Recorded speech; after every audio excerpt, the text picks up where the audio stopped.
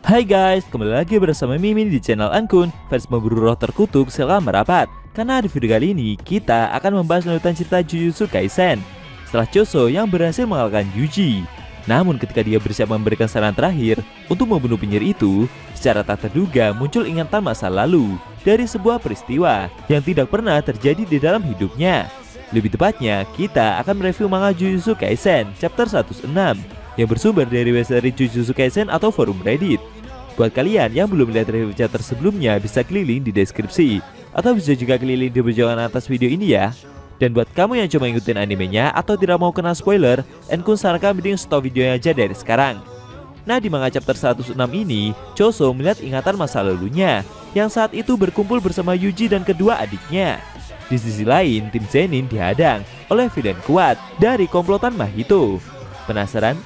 Oke, langsung aja kita bahas. Let's go!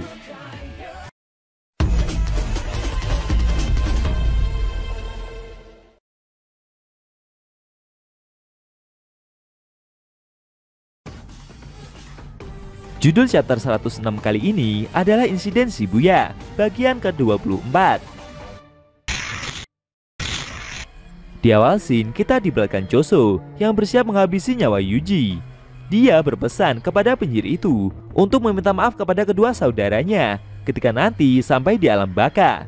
Di dalam diri Yuji sendiri ada Sukuna yang melihat hasil pertempuran mereka. Raja kutukan itu merasa kecewa.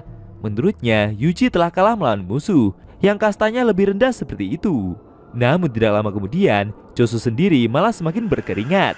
Dia seakan melihat sesuatu. Lalu kemudian dia berteriak dengan begitu histeris. Sambil keluar dari dalam toilet, villain tersebut masih memegang kepalanya, seakan bingung akan sesuatu. Saat itu Choso melihat sebuah ingatan yang muncul di dalam pikirannya tentang kejadian di masa lalu. Dia melihat saat di masa lalu, Choso bersama adik-adiknya, yaitu Eso dan Kechizu, duduk seperti mau makan bersama. Namun secara mengejutkan, di meja itu ada Yuji, yang juga ikut membaur bersama mereka. Mereka berempat seperti bahagia, menikmati momen yang terjadi. Diperlihatkan juga ketika Yuji dan Kechizu yang memberikan sebuah makanan kepada Choso. Dan penyihir tersebut juga memanggilnya dengan sebutan kakak. Choso sendiri yang melihat ingatan itu merasa bingung. Kenapa penyihir yang dia kalahkan ini bisa muncul di dalam ingatannya? Sambil terus merasa kebingungan dan berkeringat deras, Choso berjalan pergi menjauhi lokasi pertempuran mereka. Tidak lama kemudian, Yuji didatangi oleh dua gadis murid Geto, yaitu Mimiko dan Nanako. Kedua gadis itu menyadari jika Yuji masih hidup, meskipun sudah terluka sangat parah. Mereka seperti merencanakan sesuatu kepada penyihir tersebut. Waktu menunjukkan pukul 10:20 malam. Di jalur Inokashira stasiun Shibuya, tepatnya di gerbang besar, ada tim Zenin yang bertemu dengan Nanami. Penyihir kelas 1 itu menceritakan soal kondisi yang terjadi, khususnya soal Gojo yang telah dikurung. Maki dan Zenin Naobito tidak menyangka jika Gojo Satoru akan dapat disegel. Nanami juga bercerita jika Geto terlibat di dalam insiden ini, meskipun orang tersebut adalah yang palsu. Menurutnya, mereka bisa menganggap jika Geto palsu itulah dalang dibalik ini semua. Nobito sendiri sebenarnya tidak merasa keberatan jika membiarkan keadaan menjadi seperti sekarang dan kemudian nanti bersaksi untuk menolak keluarga Gojo. Maki yang mendengar ungkapan tersebut mengomelinya dan meminta orang tua itu untuk pulang saja jika dia memang tidak mau membantu. Tapi Nobito berkata balik dan meminta gadis itu untuk pulang saja sendiri karena level sihirnya sudah tinggi, berbeda dengan Maki. Nanami setuju dengan alasan yang orang tua itu katakan. Tapi Maki sendiri menjawab jika dia lebih berguna daripada orang tua mabuk tersebut. Mendengar ungkapan itu membuat Nanami ganti bertanya balik, apakah Naobito baru saja minum sake? Namun orang tua itu mencoba mengelak sambil menunjukkan ekspresi menguap dan berkata tidak. Tidak lama kemudian, setelah mereka berjalan menuruni tangga menuju lorong stasiun bawah tanah, Maki dan Nanami seperti melihat sesuatu. Ternyata di depan mereka ada seekor kutukan seperti cumi-cumi, komplotan Mahito yang berjaga mencegat ketiga penyihir itu. Sambil bersiap maju mengeluarkan senjatanya, Nanami meminta biar dia saja yang menyelesaikan ini. Tapi secara tak terduga, roh terkutuk itu seperti sudah dikurung di dalam cermin yang Naobito keluarkan. Kemudian cermin itu dia pukul, sehingga membuat kutukan itu terlempar jauh ke belakang. dan menghantam pilar dengan sangat keras. Maki bertanya kepada Nanami, apakah dia melihat teknik yang kakak itu keluarkan. Penyihir kelas 1 tersebut menjawab tidak. Menurutnya, teknik yang Naobito keluarkan adalah teknik terkutuk. Tapi gerakan itu juga begitu cepat.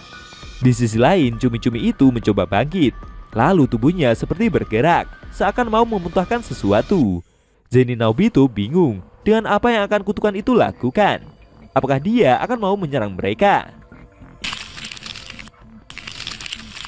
Secara mengejutkan, dia seperti memuntahkan puluhan tulang manusia yang selama ini berada di dalam perutnya. Naobito yang melihat kejadian itu tersenyum. Dia penasaran, ada berapa banyak korban yang selama ini kutukan tersebut makan. Tapi anehnya, seusai memuntahkan tulang belulang yang sebanyak itu, membuat cumi-cumi tersebut jadi loyo, seperti kehabisan tenaga. Sambil mencoba merambat dengan kesusahan, dia menyebut beberapa rekannya, mulai dari Jogo, Mahito, dan Hanami. Dia teringat dengan Hanami yang telah terbunuh dalam pertempuran melawan Gojo sebelumnya. Kejadian itu membuat kutukan tersebut jadi emosi berat. Berani-beraninya mereka membunuh rekannya itu. Naobito sendiri yang melihat kutukan tersebut emosinya meluap-luap masih tersenyum. Lalu tidak lama kemudian tubuh kutukan itu terbelah dan seperti muncul sesuatu yang keluar, seperti melompat ke atas. Seusai sesuatu tersebut keluar, membuat tubuh dari kutukan tersebut jadi kempes. Seperti yang tersisa tinggal kulitnya saja. Naobito yang melihat aksi barusan menyadari kalau makhluk yang dihajar barusan memang pantas dibilang lemah, karena kutukan tersebut hanyalah janin yang tergurung saja. Ternyata kutukan itu menunjukkan wujud aslinya, berbentuk seperti cumi-cumi yang memiliki tubuh besar dan kekar. Dia adalah kutukan tingkat khusus, salah satu rekan dari Mahito, bernama Dagon. Dan kali ini pertempuran tim Zenin melawan kutukan tersebut akan segera dimulai. Mampukah ketiga penyihir itu mengalahkan Dagon? Atau justru kutukan itulah yang akan membuat kejutan? Sayangnya, scene cerita manga Jujutsu Kaisen chapter 106 telah berakhir.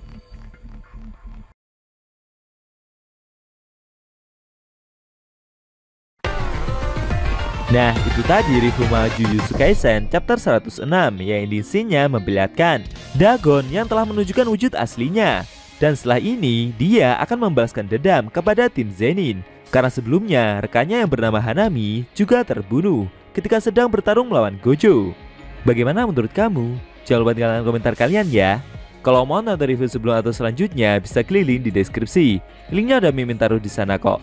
Buat kalian yang nonton review manga Jujutsu Kaisen secara maraton, bisa klik link di deskripsi juga ya guys. Oke, tekan like kalau suka sama video ini dan dislike kalau nggak suka. Jika ada kata-kata dari Enku yang kurang pas, Enku mohon maaf dan sampai bertemu di video review manga Jujutsu Kaisen selanjutnya.